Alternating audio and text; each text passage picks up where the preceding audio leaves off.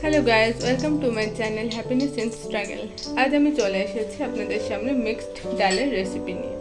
তো তার জন্য ফার্স্টেই কড়াইয়ে তেল গরম করতে দিয়েছি। এখানে একটা শুকনো লঙ্কা ফোড়ন দেওয়া হয়েছে, আর এখানে আমি তার জন্য কিছু পেঁয়াজ, টমেটো এবং রসুন কুচিয়ে নিয়েছি, আর লঙ্কা এবং আদা। এখানে আমি ডালগুলোকে সিদ্ধ করেছি। আপনারা আপনাদের ইচ্ছে মতো ডাল এখানে ইউজ করতে পারেন। তেলে এবার কিছুটা মৌরি ফোড়ন দেওয়া হলো, তার সাথে এবার জিরে অ্যাড করলাম। এবার কিছুক্ষণ আপনারা নাড়াচাড়া করবেন। এইভাবে কিছুক্ষণ নাড়াচাড়া করতে হবে যতক্ষণ কালারটা সামান্য একটু চেঞ্জ হচ্ছে, তবে খেয়াল রাখবেন যেন পুড়ে না যায়। এবার আমি কেটে রাখা রসুনগুলোকে দিয়ে দিলাম। এবার কিছুক্ষণ এর সাথে নাড়াচাড়া করতে থাকবো যতক্ষণ কালারটা চেঞ্জ হচ্ছে। এইভাবে ভালোভাবে নাড়াচাড়া করতে হবে যাতে কালারটা ঠিকঠাক চেঞ্জ হয়। আমি আদা আর লঙ্কা কুচিটা অ্যাড করলাম।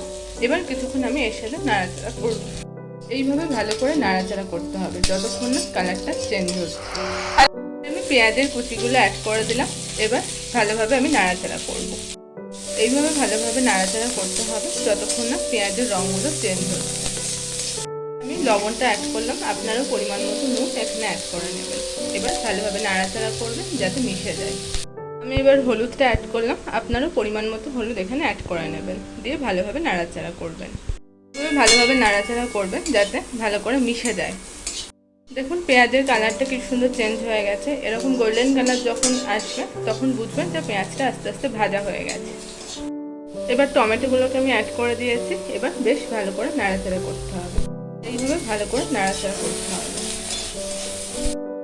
এইভাবে কিছুক্ষণ চাপা দিয়ে রাখবেন এবং চাপাটা খুলে অনবরত নাড়াচাড়া করতে থাকবেন। চাপাটা আমি খুললাম এই মুহূর্তে, তো কালার বেশ ভালোই চেঞ্জ হয়ে গেছে। এবার আমি সিদ্ধ ডালটা এর মধ্যে অ্যাড করে দেবো।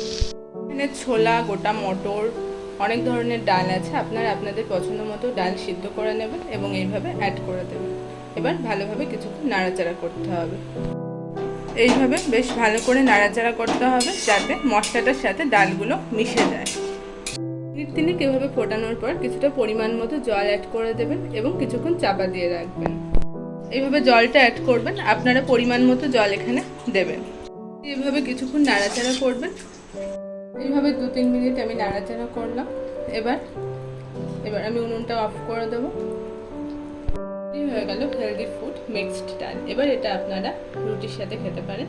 অবশ্যই জানাতে ভুলবেন না কেমন হয়েছে। Thanks for watching.